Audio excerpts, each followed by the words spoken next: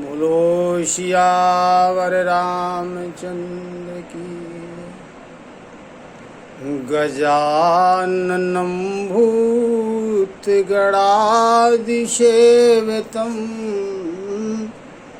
कपिध्वजम्बूफलचारुभक्षणम् उमासुतं शोकविनाशकारकं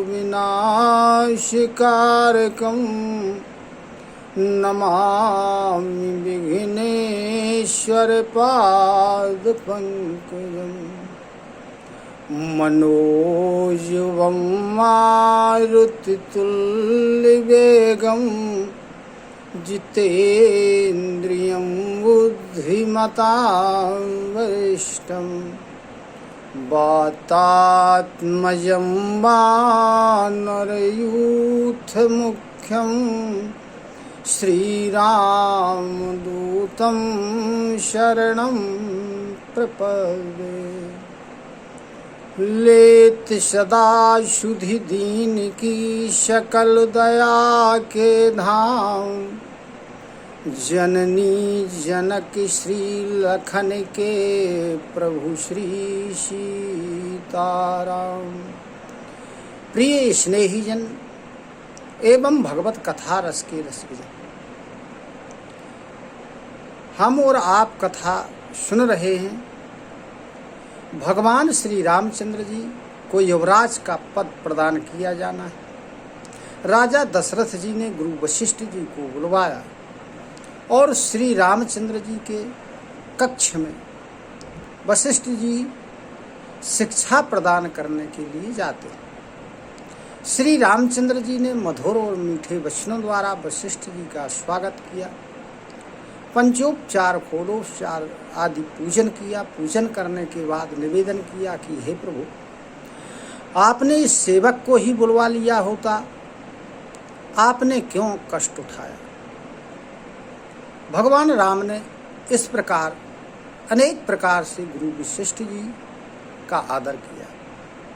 तब गुरु वशिष्ठ जी श्री रामचंद्र जी की सराहना करते, सराहना उनके गुण शील स्वभाव आदि का वर्णन करते और फिर प्रेम से पुलकित होकर वशिष्ठ जी श्री रामचंद्र जी से कहते हैं,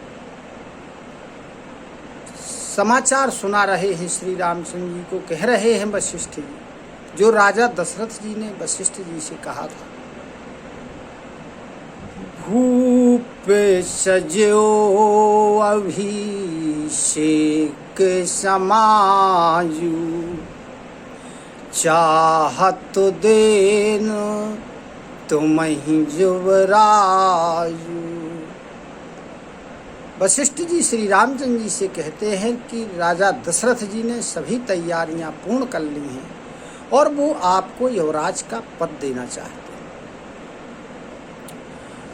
राम करहु सब संयम आयु, जो विधि कुशल निवाहै कायु। वशिष्ठ जी श्री रामचंद्र जी से कहते हैं कि हे राम, आपको सभी नियमों का पालन करना है, संयम करना है, जिससे विधाता जो ये कार्य प्रारंभ होना है वो पूर्ण हो जाए, उसमें कोई विघ्न बाधा ना आए। तब भगवान राम ने वशिष्ठ जी से गुरु जी से कहा कि मुझे क्या करना होगा। तब गुरु जी कहते हैं कि आपको उपवास करना होगा और विधि पूर्वक हवन करना होगा, संयम से रहना होगा। गुरु सुख देई राम पह गए, राम हृदय अस विस्मय भये। गुरु वशिष्ठ जी श्री रामचंद्र जी को शिक्षा दे करके राजा दशरथ जी के पास चले जाते। गुरु जी के जाने के बाद श्री रामचंद्र जी के हृदय में एक विचार आता है, बड़ा विस्मय उनको होता है और वो अपने मन में विचार कर रहे हैं, क्या सोच रहे हैं। जो यहाँ गोस्वामी तुलसीदास जी लिखते हैं कि श्री रामचंद्र जी अपने हृदय में विचार करते हैं कि जनों में एक संग सब भाई, भोजन शयनो केली लड़काई, कि हम चारों भाइयों का जो जन्म है वो एक साथ हुआ, एक साथ सभी खेले, एक साथ बड़े हुए, एक साथ भोजन करते रहे। जो हमारा कर्णवेद संस्कार हुआ, उपवीत संस्कार हुआ, विवाह संस्कार हुआ, यानी शाले संस्कार जो अभी तक के हुए, वो सब एक ही साथ हुए। और सब जो उत्साह सभी के मनाए गए वो सभी एक साथ मनाए गए। भगवान राम विचार करते हैं कि हमारा जो वंश है वो बड़ा उज्जवल वंश है, लेकिन एक इस वंश में ये एक अनुचित नियम है कि मुझे युवराज पद बनाया जा रहा है, बाकी भाइयों को नहीं बनाया जाएगा। बड़ा जान करके मुझे अभिषेक किया जा रहा है। प्रभु सप्रेम पछितान सुहाई, हरऊ भगत मन के कुटलाई।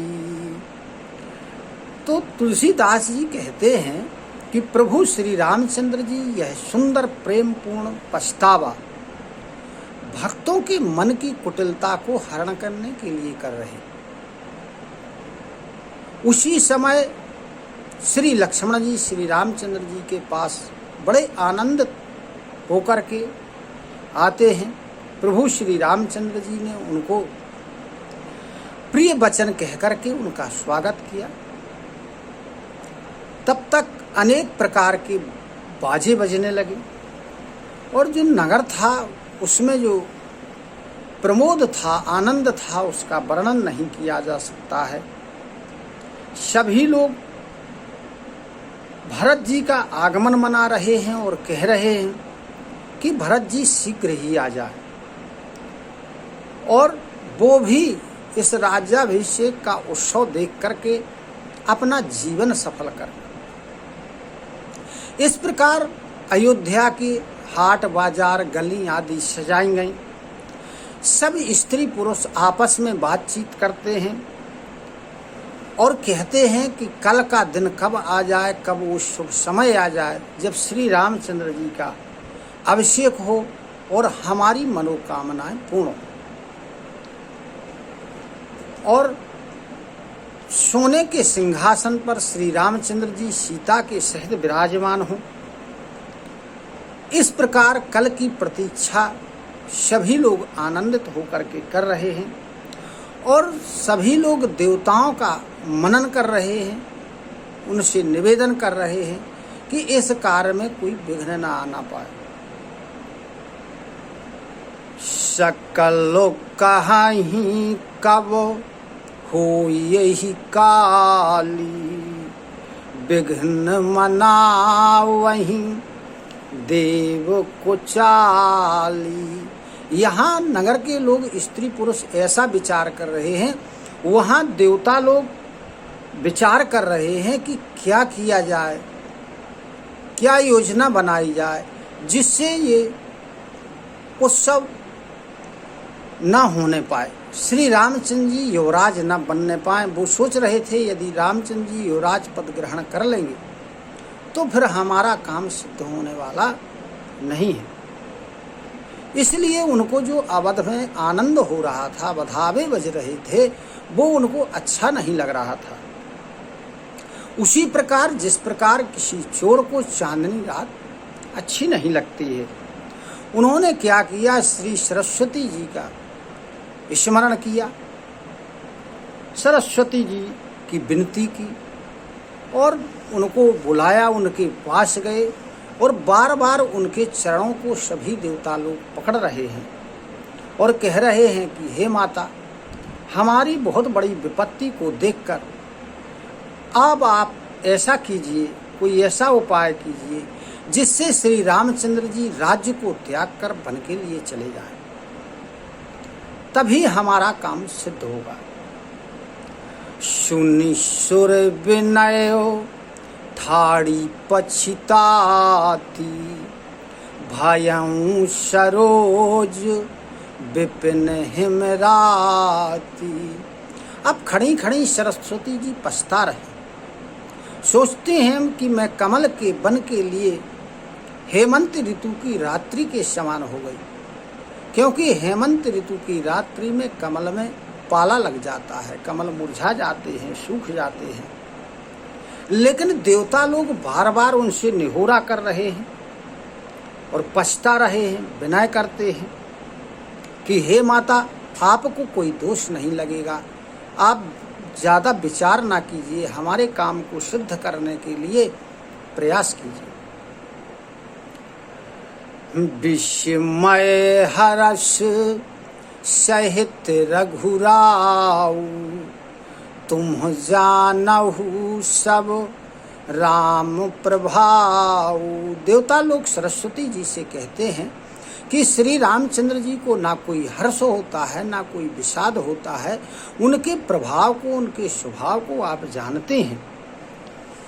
जो जीव है वो अपने कर्म के वश में होकर के अच्छे या बुरे कर्मों के अनुसार सुख और दुख को प्राप्त होता है।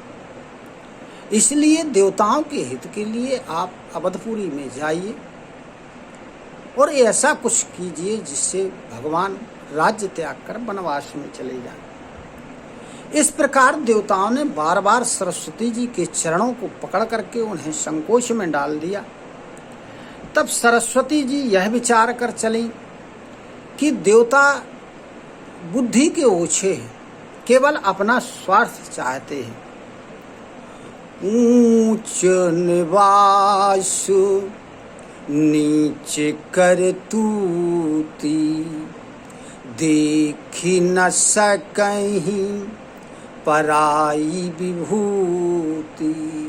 देवताओं का निवास तो ऊंचा है, लेकिन जो उनकी करनी है वो नीच प्रवृत्ति की है।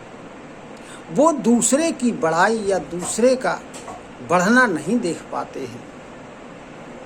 अब आगे की बात सोच करके माँ सरस्वती जी ने विचार किया कि यदि श्री रामचंद्र जी वनवास जाएंगे तो राक्षसों का वध होगा,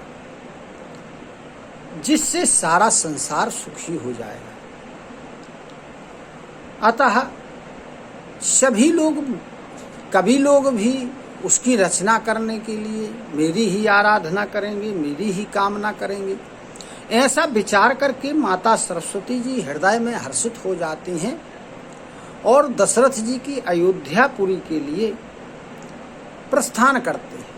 ऐसा लगता है मानो दुसह दुख देने वाली अयोध्या में कोई ग्रह दशा आने वाली हो। अब सरस्वती जी ने क्या किया कि उन्होंने ये खोज की कि ऐसा कौन सा व्यक्ति है जिसके माध्यम से हम इस कार्य को पूर्ण कर सकते हैं। तो उन्होंने देखा कि जो मंथरा है, माँ कैकेयी की जो दासी है, वो मंद बुद्धि की है। अतः इसके माध्यम से हम अपना कार्य सिद्ध करेंगे।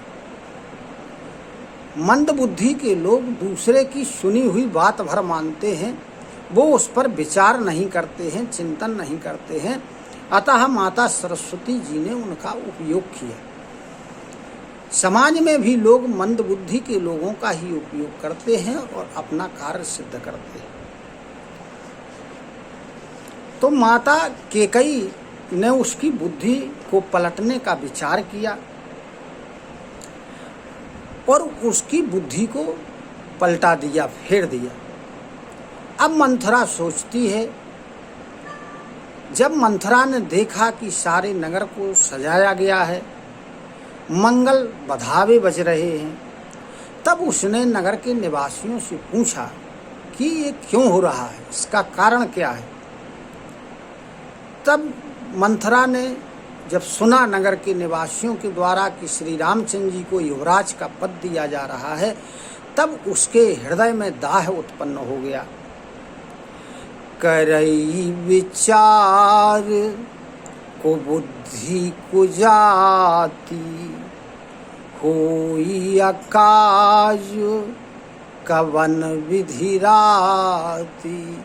अब वो विचार करती है कि कल युवराज पद होना है, अतः केवल रात्रि का समय भर है। ऐसा क्या किया जाए जिससे इसमें काम बन जाए थोड़े समय में और युवराज पद उनको ना हो। तो जैसे कोई कुटिल भीलनी जब शहद का छत्ता देखती है तो उसको तोड़ने के लिए ललचा जाती है और घात लगाती है कि इसे कैसे तोड़ा जाए, उसी प्रकार मंथरा भी विचार करती है कि इस कार्य को कैसे बिगाड़ा जाए। तब वो क्या हुआ कि बिलखती हुई माता केकई के पास जाती है। तब माता केकई उससे पूछती है कि तुम अनमनी क्यों, तुम्हारा मन प्रसन्न क्यों नहीं है। उत्तरुण देई ना लेई उसाशु, नारी चरितो करी ढारैयाशु।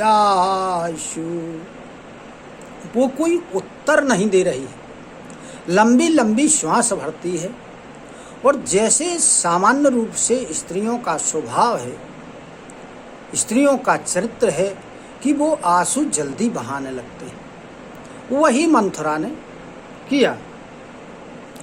तब केकई हंस करके कहती हैं कि तू बहुत बढ़ चढ़ कर बोलने वाली है। मेरा मन कहता है कि लक्ष्मण ने तुझको कोई सीख दे दी। तब भी वो पापिनी मंथरा कुछ नहीं बोल रही है, केवल सर्पों की तरह श्वास छोड़ती है। तब रानी थोड़ा भयभीत हो जाती हैं, गंभीरता से उसे लेती हैं और कहती हैं कि हे मंथरा, राजा दशरथ जी श्री रामचंद्र जी कुशल से तो हैं,